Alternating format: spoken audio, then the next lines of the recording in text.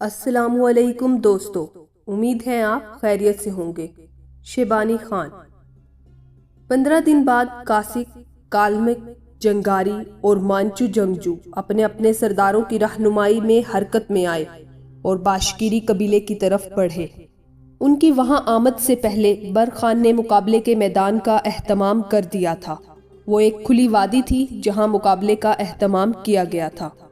گو اونق خان کے کہنے پر صرف مانچو، جنگاریوں، کالمکوں اور کاسکوں کے چند دستے ہی سامنے لائے گئے تھے۔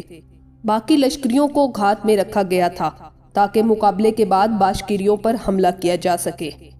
سب سے پہلے اونق خان کے کہنے پر میدان کے اندر ایک میزان نصب کر دی گئی تھی جس کے اندر 2 تلواریں رکھ دی گئی تھیں۔ وزن میں دونوں تلواریں برابر تھیں اور میزان بالکل سیدھی کھڑی تھی۔ مقابلے کی ابتدا سے پہلے اونق خان، جس وقت مانچو قبیلے کے سردار دورچی، جنگاری قبیلے کے سردار ارسو خان، کالموں کے سردار کویون کو اپنے پاس بلا کر رازدارانہ گفتگو کر رہا تھا، اسی وقت کچھ کاسک اور جنگاری مخبر وہاں پہنچے۔ انہیں وہاں دیکھتے ہوئے اونق خان اور جنگاری قبیلے کا سردار اوسو خان چونکے تھے۔ پھر اوسو خان انہیں مخاطب کر کے کہنے لگا، کیا تم کوئی اچھا پیغام لے کر آئے ہو؟ اس پر آنے والوں میں سے ایک بولا اور سارے سرداروں کو مخاطب کر کے کہنے لگا، ہم کوئی اچھی خبر لے کر نہیں آئے، آپ تک یہی پیغام پہنچانا چاہتے ہیں کہ اس مقابلے کے بعد باشکیریوں پر حملہ آور ہونے سے باز رہا جائے، ورنہ ہم میں سے کوئی بھی زندہ بچ کر نہیں جائے گا۔ اس میں کوئی شک نہیں کہ ہمارے چاروں قبیلوں نے صرف چند مسلحہ دستوں کو سامنے رکھا ہے اور باقی لشکری گھات میں بٹھائے گئے ہیں، لیکن صورتحال بڑی مختلف ہے۔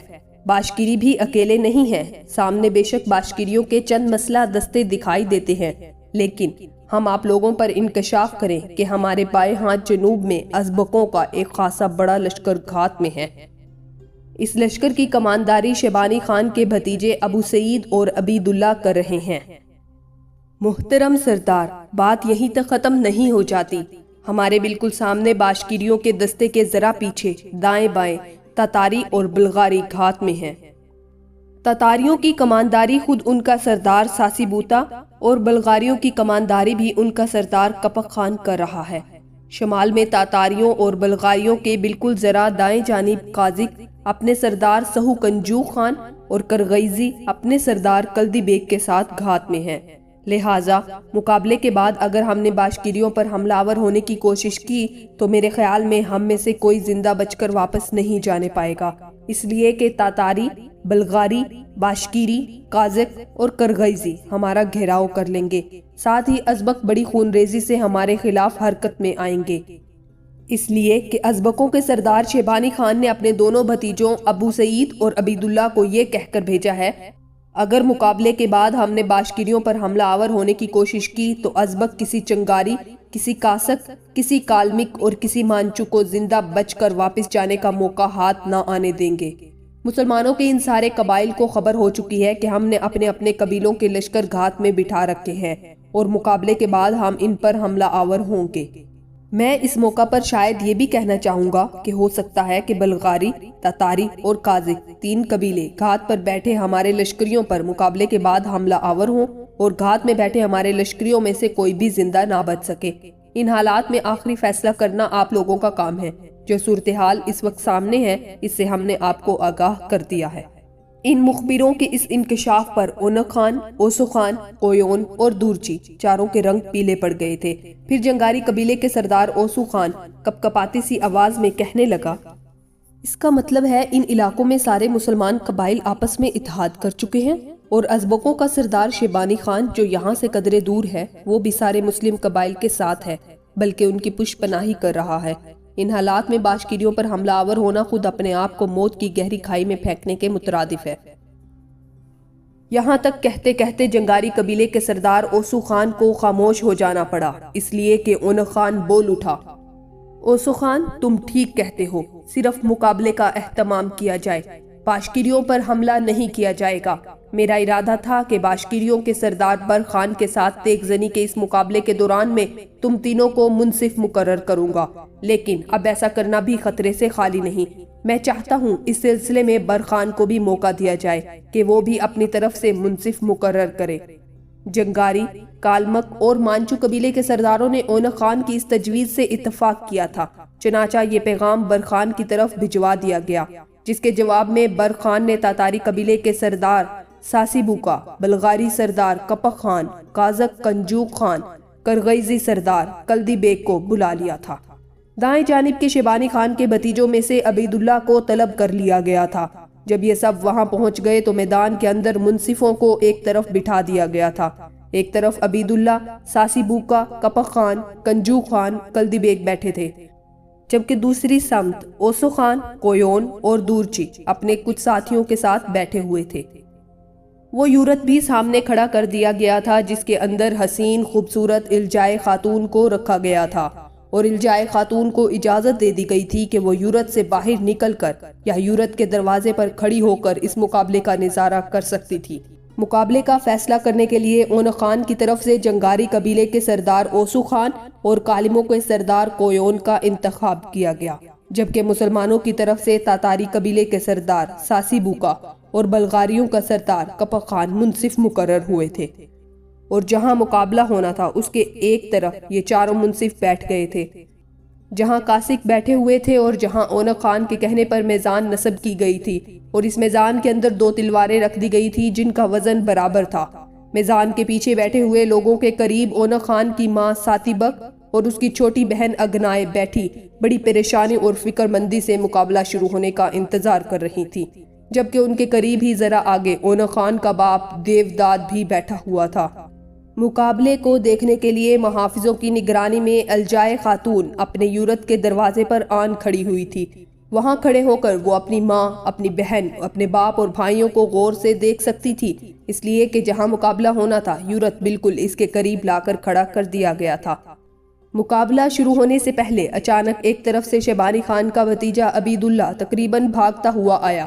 کچھ دیر تک بڑی رازداری سے اس نے برخان کے کان میں سرگوشی کی۔ جب تک وہ کچھ کہتا رہا برخان مسکراتا رہا۔ جب عبید اللہ پیچھے ہٹا تو ساتھ ہی اس نے ہاتھ کے اشارے سے اپنے 2 لشکریوں کو بلایا، اور وہ لشکری بھاگتے ہوئے آئے جہاں چاروں منصف بیٹھے ہوئے تھے۔ ان کے قریب ہی حسین اور خوبصورت الجائے خاتون کا یورت کھڑا تھا۔ بالکل یورت کے سامنے شیبانی خان کے بھتیجے عبید اللہ کے کہنے پر ایک لشکری وہاں لوہے کا کھوٹا ٹھوکنے لگا تھا۔ کھوٹا ٹھوکنے کے بعد اس نے اس کے ساتھ ایک زنجیر باندھی، اور زنجیر کے دوسرے سرے میں لوہے کا ایک گول اور موٹا حلقہ لگا ہوا تھا۔ جب تک عبید اللہ کے آدمی یہ کام کرتے رہے برخان مسکراتے ہوئے انہیں دیکھتا رہا۔ مقابلہ اب شروع ہونے والا تھا، لہٰذا برخان زمین کی ننگی پیٹھ پر سجدہ ریز ہوا۔ جس وقت وہ زمین پر سجدہ ریز ہوا تھا، قریب ہی اپنے یورت کے دروازے پر کھڑی الجائے خاتون اسے دیکھ رہی تھی۔ اس کے ایسا کرنے پر الجائے خاتون نے اس محافظ کو جو اس کی حفاظت کے لیے کھڑا تھا مخاطب کر کے کہا، یہ تمہارا سردار برخان کیا میرے بھائی کے ساتھ مقابلہ شروع کرنے سے پہلے اپنے گناہوں کی معافی مانگ رہا ہے؟ یہ جتنی بھی معافی مانگے آج شکست اس کا مقدر بنے گی۔ سن باشکری محافظ، آج کا دن جہاں میری رہائی اور آزادی کا دن ہے، وہاں یہ دن تمہارے سردار برخان کے لیے ذلت اور رسوائی کا طوفان لے کر آئے گا۔ یہاں تک کہنے کے بعد الجائے خاتون جب خاموش ہوئی تب باشکری محافظ سینہ تانتے ہوئے کہنے لگا، خاتون یہ تمہارا اپنا اندازہ ہے، مجھ سے پوچھو تو قسم خداوند قدوس، قسم مجھے اپنے خالق مہربان کی، ہمارا سردار برخان تمہارے بھائی اونق خان کو تیغ زنی کے مقابلے کے دوران خس و خاشاک کی طرح اڑا کر رکھ دے گا۔ اس سے آگے اس محافظ نے کچھ نہ کہا، خاموش ہو کر کھڑا ہو گیا۔ دوسری طرف زمین پر سجدہ ریز ہونے کے بعد برخان بڑی عاجزی سے دعا مانگ رہا تھا، میرے اللہ، آپ ہی کے حکم سے ہوائیں سموں کی آبنائے سے گزر کر رت بدلنے کی بشارتیں دیتی ہیں، آپ ہی کے حکم سے پیلی رتوں کے جھکڑ خواہشوں کے اشجار کو بے برگ کرتے ہیں، میرے محترم خالق، آپ ہی کے حکم سے ساون کے گہرے بادلوں کی پھوار، بے چہرگی کا شکار کرتے طوفان، بدلتے موسموں کی صفاقیاں، لفظوں کی فضا میں معنی کے ہجوم اٹھتے ہیں، آپ ہی کے حکم سے ویرانیوں کے اندر بیابانوں کی زرفشانیاں اٹھتی ہیں، آپ ہی کے حکم سے ویرانیوں میں کہکشائیں روشن ہوتی ہیں، آپ ہی کے حکم سے گہری رات میں اندھیرے کے پوشاک کے اندر سحر کی تازگی گلوں کے تبسم کی طرح اپنا رنگ دکھاتی ہیں، میرے اللہ، آپ ہی لمبی راتوں پر روشن دنوں کو غالب کرتے ہیں، آپ ہی ناآشنا آبادیوں میں اجنبی مسافروں کی رہنمائی کرتے ہیں، بادلوں کے شور میں برق آپ ہی کے حکم سے اپنا رنگ دکھاتی ہے، حروف حقیقت کے متلاشی آپ ہی کے کن پر قضا کے دروازوں پر دستک دیتے ہیں۔ میرے مالک، ملگجی رات کے زر صحراؤں میں دور تک پھیلی ریت کے دشت میں آپ ہی کی رہنمائی میں مسافر اپنی منزلوں کو پہنچتے ہیں۔ میرے اللہ، تھوڑی دیر بعد آپ ہی کا نام لے کر میں مقابلے کے میدان میں اترنے والا ہوں۔ دشمن کے تاریک وسوسوں، غم کی گھٹاؤں کے سامنے مجھے اپنی قوم کا نگہبان اور چوپان، اپنی ملت کے حوصلوں کا شباب بنا کر رکھنا۔ میرے اللہ، میری آپ سے استدعا ہے کہ مقابلے کے اس میدان میں مجھے خوابیدہ چٹانوں کا سا عزم، روشنی کے میناروں کی سی پختگی عطا کرنا۔ اے دو جہاں کے مالک، مجھے ہمت عطا کرنا کہ میں اپنے دشمنوں کے مقاصد کی خباثت میں بے ضمیری کی بھرپور کالک، اس کے ارادوں کی ناپاکی میں قلب کی تیرگی، اس کی نیت کی خرابی میں موت کے عکس بھر دوں۔ اے مالک دو جہاں، اے سارے جہاں کے رب، مجھے مقابلے کے میدان میں جذبوں کی سچائی، اس کی کامیابی، سلگتی سانسوں میں خوشبو سی فوز مندی، دل و جاں کی راحت سی کامرانی اور نگاہوں کی تسکین سی ظفر مندی عطا کرنا۔ یہاں تک کہنے کے بعد برخان اپنی جگہ پر کھڑا ہوا۔ تھوڑی دیر بعد ہی وہاں کھڑے ہو کر اس نے مقابلے کے میدان کا جائزہ لیا ہوگا کہ منصفوں کی طرف سے مقابلے کی ابتدا کرنے کے لیے سنک اور ناقوس پھونک دیے گئے تھے۔ ناقوس کی آواز سن کر برخان مقابلے کے میدان میں داخل ہوا۔ دوسری طرف سے اونق خان بھی مقابلے کے میدان میں اترا اور اس میزان کے پاس آن کھڑا ہوا جس کے دونوں پلڑوں میں تلواریں رکھی ہوئی تھی۔ پلڑے دونوں برابر تھے، جو اس بات کا اظہار تھا کہ دونوں تلواریں وزن میں برابر ہیں۔ برخان جب میزان کے پاس جا کر کھڑا ہوا تو ایک بار قہر بھرے اور غضبناک انداز میں اونق خان نے اس کی طرف دیکھا۔ اس موقع پر کچھ بولا نہیں، اس لیے کہ چاروں کے چاروں مقابلے کے منصف بھی وہاں آن کھڑے ہوئے تھے۔ پھر ان چاروں منصفوں میں سے جس منصف کا تعلق کالمک قبیلے سے تھا اور جس کا نام کویون تھا، وہ برخان کو مخاطب کر کے کہنے لگا، برخان، تم دیکھتے ہو میدان کے اندر یہ جو میزان نصب ہے، اس میں دو تلواریں ہیں، دونوں کا وزن برابر ہے۔ اونق خان جب کسی سے مقابلہ کرتا ہے تو یہ دونوں تلواریں ہی استعمال ہوتی ہیں، اس لیے کہ ان کا وزن برابر ہے۔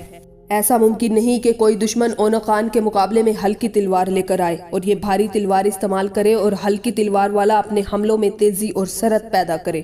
اس بنا پر دونوں تلواریں برابر رکھی گئی ہیں۔ کالمک سردار کویون جب خاموش ہوا تب اسے مخاطب کر کے برخان کہنے لگا، اگر میں اونق خان کی ان دونوں تلواروں میں سے کوئی تلوار استعمال نہ کرنا چاہوں، اپنی تلوار رکھوں، پھر اس لیے کہ مقابلہ کرنے کے لیے میں اونق خان کی تلوار کیوں استعمال کروں؟ اس موقع پر کالمک سردار کویون نے دوسرے تینوں منصفوں کی طرف دیکھا۔ اس موقع پر تتاری مسلمان سالار ساسی بکا بول اٹھا، کہنے لگا، برخان کا کہنا ٹھیک ہے۔ آخر کالمک قبیلے کا سردار کویون بول اٹھا، اگر برخان کا کہنا ٹھیک ہے تو پھر برخان کو اجازت ہے کہ اپنی طرف سے اتنی ہی وزن کی تلوار لے آئے اور مقابلہ شروع کر دیتے ہیں۔ کویون جب خاموش ہوا تب برخان کہنے لگا، تمہارے کہنے کا مقصد ہے کہ ان تلواروں میں سے وزن میں کم تلوار نہیں ہونی چاہیے، بے شک بھاری ہو جائے۔ برخان کے ان الفاظ کا جواب کالمک قبیلے کا سردار کویون دینا ہی چاہتا تھا کہ اونق خان بول اٹھا، ان تلواروں سے بھاری تلوار کون استعمال کرے گا؟ عام آدمی یہ تلوار بھی بڑی مشکل سے استعمال کرتا ہے۔ اس پر برخان نے بھی ایک قہر بھری نگاہ اونق خان پر ڈالی، پھر کالمک قبیلے کے سردار کویون کی طرف دیکھتے ہوئے کہنے لگا، ذرا میزان سے ایک تلوار ہٹاؤ۔ کویون نے فوراً ایک تلوار ہٹا لی۔ اس پلڑے میں برخان نے جب اپنی تلوار رکھی تو پلڑا جھک گیا، اس لیے کہ برخان کی تلوار وزن میں زیادہ تھی۔ اس موقع پر اونق خان کی طرف قہر بھرے انداز میں دیکھتے ہوئے برخان بول اٹھا، یہ میری تلوار ہے اور میں اسی سے اونق خان کا مقابلہ کروں گا۔ چاروں منصفوں اپنے دل پر لکھ لینا، اس مقابلے کے دوران اونق خان کی تلوار میری تلوار سے ہلکی ہے۔ اب اونق خان کو کوئی اعتراض نہیں ہونا چاہیے۔ اعتراض اس وقت ہوتا جب میری تلوار اس کی تلوار سے ہلکی ہوتی۔ میری تلوار کیونکہ وزن میں زیادہ ہے، لہٰذا اس میں اونق خان کے لیے یہی فائدہ ہے کہ میرے مقابلے میں ہلکی تلوار استعمال کرے گا۔ دوسری طرف اونق خان کی حالت یہ تھی کہ جس وقت برخان نے اپنی تلوار پلڑے میں رکھی تھی اور اس کی تلوار نے پلڑے کو جھکا دیا تھا، پلڑے کے جھکتے ساتھ ہی اونق خان کا رنگ بھی پیلا ہو گیا تھا۔ وہ شاید یہ امید بھی نہیں کر سکتا تھا کہ برخان اس سے بھی وزنی اور بھاری تلوار استعمال کرتا ہے، اس موقع پر مانچو قبیلے کا سردار دورچی، جو چاروں منصفوں میں سے ایک تھا، بولا اور دونوں کو مخاطب کر کے کہنے لگا، ابھی میں، کویون، ساسی بوکا، کپا خان چاروں پیچھے ہٹ کر اپنی نشستوں پر بیٹھ جائیں گے۔ اس کے بعد ہمارے اشارے پر جس وقت ناقوس پھونکا جائے گا تم دونوں اپنے مقابلے کی ابتدا کر دینا۔ اس کے ساتھ ہی چاروں منصف اپنی نشستوں کی طرف جانے لگے تھے، جبکہ برخان اور اونق خان دونوں اپنی تلواریں اور ڈھالیں سنبھالتے ہوئے مقابلے کی ابتدا کرنے کے لیے تیار اور مستعد ہو گئے تھے۔ جس وقت منصف اپنی نشستوں کی طرف جا رہے تھے، اونق خان بڑی قہرمانیت سے برخان کی طرف دیکھتے ہوئے کہنے لگا، برخان، تھوڑی دیر تک ٹوٹی آس، سونی راہوں، آوارہ بے آب گھٹاؤں جیسی رسوائی، ٹوٹے خوابوں سے رشتوں اور دکھوں کے نوحوں جیسی ذلت کو میں تیرا مقدر بنانے والا ہوں۔ اس سے پہلے کسی کو یاد کرنا ہے تو یاد کر لو۔ برخان، میں نے اس سے پہلے دشت و بیاباں سے نکلتے ریگزاروں کے تیرے جیسے پارک بہت دیکھ رکھے ہیں، اور میں نے ان سب کی خواہشوں کے زندان میں ہمیشہ میٹھی بے کنار کسک بھر کر رکھی۔ تھوڑی دیر تک میں تیرے تار نفس کو تیری گردن کا پھندا اور نزا کی ہولناک پیاس جیسی رسوائی کو تیرا لباس بنانے والا ہوں، لہٰذا۔ اس سے آگے اونق خان کچھ نہ کہہ سکا، اس لیے کہ اس کی بات کاٹتے ہوئے انتہائی بھیانک لہجے میں برخان اسے مخاطب کر کے کہنے لگا، اونق خان، باتیں کرنا بڑا آسان ہے، جب مجھ سے ٹکراؤ گے تو یاد رکھنا دور تک پیاس پھیلاتا صحرا کا آشوب تجھے نظر آئے گا۔ یہ چاروں طرف پھیلے مناظر تجھے یوں لگیں گے جیسے کوئی تیری روح اور جان کو سنان کی نوک پر رکھ رہا ہو۔ اونق خان، میں نے بھی اپنی زندگی میں تیرے جیسے فریب کاری کا طلسم کھڑا کرنے والے حرص و ہوس کے شیطان، ناک بن کر ڈسنے والے ابلیس کے گماشتے، ساگر ہستی کو شکستہ کرنے کا دعویٰ کرنے والے کجروی کا شکار بھیڑیے، نظر میں خون، دلوں میں وسوسات، سانسوں میں حبس کھڑا کرنے والے خود پرستی کے ابلیس بہت دیکھ رکھے ہیں۔ جب تو مجھ سے ٹکرائے گا تو ساری باتیں بھول جائے گا۔ میری تلوار جب تیری تلوار سے ٹکرا کر تجھے تیرے سامنے تیری موت و مرگ کی چنگاریاں کھڑی کر دے گی تو تو خود ہی جان جائے گا کہ میں تیری تخریب کی آتش کو کیسے ٹھنڈا کرتا ہوں، تیرے حروف کا تیر کیسے بے ضرر اور تیرے لفظوں کے زہر کے سامنے کیسے بسمار بنتا ہوں۔ اونق خان، ذرا مقابلہ شروع ہونے دے، پھر تو خود ہی جان جائے گا کہ میری تلوار، میری ڈھال موت کا رقص کرتے ہوئے کیسے تیری وحشتوں کے غبار کو زمین پر بٹھاتی ہیں اور تیرے کالے مکروہ سایوں کو بے عکس کرتی ہیں۔ اونق خان، میرا نام برخان ہے۔ میں اس مقابلے کے دوران تیرے پاؤں تلے سے زمین کھینچ لوں گا، تیرے سر پر کوئی سایہ نہ رہنے دوں گا، شکست و ناکامی کو تیرا مقدر بنا کر رکھوں گا۔ اونق خان اس وقت خاموش رہا جس وقت برخان بولتا رہا۔ برخان کے خاموش ہونے پر وہ کچھ کہنا ہی چاہتا تھا کہ عین اسی لمحہ مقابلہ شروع کرنے کے ناقوس بج اٹھے تھے، لہٰذا اونق خان خاموش رہا، اس لیے کہ اس کے سامنے مقابلے کی ابتدا کرنے کے لیے برخان اپنی تلوار اور ڈھال لہرانے لگا تھا، اور پھر برخان کی آواز اونق خان کے کانوں میں پڑی، اونق خان، میں تجھے پہلے وار کرنے کا موقع دیتا ہوں تاکہ تجھے کوئی شک اور شبہ نہ رہے کہ میں نے پہلے حملہ آور ہو کر تم پر حاوی ہونے کی کوشش کی۔ اس پر اونق خان نے آؤ دیکھا نہ تاؤ وحشیانہ انداز میں وہ برخان پر حملہ آور ہونے لگا۔ اس نے برخان پر کئی خوفناک وار کیے، لیکن برخان بڑی ہمت اور جوانمردی سے مسکراتے ہوئے اس کے وار روکتا رہا۔ کچھ دیر ایسا ہی سما رہا، پھر تنزیہ سے انداز میں برخان اونق خان کو مخاطب کر کے کہنے لگا، اونق خان، تم کیسے ہلکے اور خامکار انسان ہو، تمہارے حملوں اور تمہارے تلوار کے وار میں کوئی پختگی اور ہنرمندی ہی نہیں ہے۔ میں تو یہ سمجھا تھا کہ حملوں کی ابتدا کرتے ہوئے تم میرے لیے طوفان کھڑے کر دو گے اور ایسا ماحول برپا کرو گے کہ میرے لیے تمہارے حملوں کو روکنا مشکل ہو جائے گا، لیکن تم نے تو کچھ بھی نہیں کیا۔ تم بڑے دعوے کرتے تھے کہ تمہارے جیسا ان علاقوں میں کوئی تیغ زن نہیں ہے۔ اونق خان، میں نے تمہاری تیغ زنی، تمہاری ہنرمندی، تمہاری شمشیر زنی کی صفائی دیکھنی تھی، دیکھ چکا۔ اب ذرا مجھ سے بچ کر رہنا، اس لیے کہ میں دفاع کا خول اتارنے لگا ہوں، جارحیت پر اتروں گا، اور جب میں جارحیت پر اتروں گا تو اونق خان، تجھے دن میں تارے نظر آنے شروع ہو جائیں گے۔ ذرا سنبھل، میں اپنے کام کی ابتدا کرنے لگا ہوں۔ اس کے ساتھ ہی برخان اونق خان پر سانسوں کو ریزہ ریزہ کرتے وقت کے وحشی ناگ کی طرح حملہ آور ہو گیا تھا۔ اونق خان نے دیکھا کہ اس کے حملوں میں اندیشوں کے در کھولتے کرب کے طویل سلسلے قدم قدم پر شکست و ریخت کھڑی کرتے فراق لمحے اٹھ کھڑے ہوئے تھے۔ برخان نے اپنے تیز حملوں سے اونق خان کی نفس نفس میں جذبوں کا ہیجان، اس کے شعور میں وحشت، اس کے اعصاب میں جاں کا آزار بھرنا شروع کر دیا تھا۔ کچھ دیر تک بڑے ہولناک اور بڑے سرت آمیز انداز میں برخان حملہ آور ہوتا رہا اور اونق خان بڑی تیز سے پیچھے ہٹتے ہوئے اپنے دفاع کرتا رہا۔ یہاں تک کہ ایک بار ایک دم برخان نے زوردار انداز میں 3 بار تکبیریں بلند کی اور ساتھ ہی کھولتی ہوئی آواز میں اس نے اونق خان کو مخاطب کیا، اونق خان سنبھل، مقابلے کا اختتام ہونے لگا ہے۔ اس کے ساتھ ہی برخان ہوا میں اچھلا، زوردار انداز میں اس نے اپنی تلوار کو گھما کر اونق خان کی تلوار پر ماری اور اونق خان کی تلوار کٹ کر زمین پر گر گئی تھی۔ دستہ اور تلوار کا کچھ حصہ اس کے ہاتھ میں پکڑا رہ گیا تھا۔ اونق خان کی سمجھ میں کچھ نہ آیا کہ اس کے ساتھ کیا ہوا ہے، وہ گھبرا سا گیا تھا۔ اس کی اس گھبراہٹ سے فائدہ اٹھاتے ہوئے برخان نے اس کے ہاتھ سے تلوار کا دستہ اور ڈھال بھی چھین لی تھی اور ادھر پھینکتی تھی جہاں میزان کھڑی کی گئی تھی۔ پھر برخان میزان کے پاس گیا جہاں اونق خان کی دوسری تلوار پڑی ہوئی تھی۔ اس نے اس تلوار کو 2 چھوٹے چھوٹے میزوں کے اوپر رکھا جس پر میزان کھڑی تھی اور اپنی تلوار بلند کر کے اس تلوار پر برسائی اور اس تلوار کو بھی اس نے 2 حصوں میں کاٹ کر رکھ دیا۔ اس کے بعد برخان نے اپنی تلوار نیام میں ڈالی۔ آگے بڑھ کر اس نے اونق خان کا گریبان پکڑا اور کہنے لگا، آؤ منصفوں کی طرف دیکھیں وہ کیا فیصلہ کرتے ہیں۔ اونق خان تاؤ کھا گیا، کہنے لگا، تجھے میرا گریبان پکڑنے کی جرت اور جسارت کیسے ہوئی؟ اس کے ساتھ ہی بڑے ہولناک انداز میں اونق خان نے برخان کو مکہ مارنا چاہا، لیکن برخان ایک دم نیچے ہو گیا اور گھٹنوں کے بل زمین پر بیٹھ گیا۔ بیٹھے ہی بیٹھے اس نے پوری طاقت سے اپنی کوہنی اونق خان کی پسلیوں پر ماری جس پر اونق خان کراہ اٹھا۔ پھر چھلاوے کی طرح برخان اٹھا۔ ایک طاقتور گھونسا اس نے پہلے اونق خان کی بغل کے نیچے مارا، دوسرا گھونسا اس کی گردن، تیسرا گھونسا اس کے شانوں کے پٹھوں پر ہوا میں اچھلتے ہوئے اس انداز میں مارا کہ اونق خان زمین پر گر گیا تھا۔ برخان نے نیچے جھک کر اس کا گریبان پکڑا، پھر کہنے لگا، اب ذرا اپنا گریبان چھڑا کر دیکھ، اس سے زیادہ تیری پٹائی نہ کر دی تو برخان مت کہنا۔ پھر اونق خان کو اس کے گریبان سے پکڑ کر برخان کھینچتا ہوا منصفوں کے پاس لے گیا اور کہنے لگا، تم کیا فیصلہ کرتے ہو؟ ساتھ ہی برخان تاتاری قبیلے کے مسلمان سردار ساسی بوکا اور بلغار قبیلے کے مسلمان سردار کپک خان کی طرف دیکھتے ہوئے کہنے لگا، تم دونوں خاموش رہنا، ذرا کالموں کے سردار کویون اور مانچو قبیلے کے سردار دورچی کو اپنا فیصلہ سنا لینے دو۔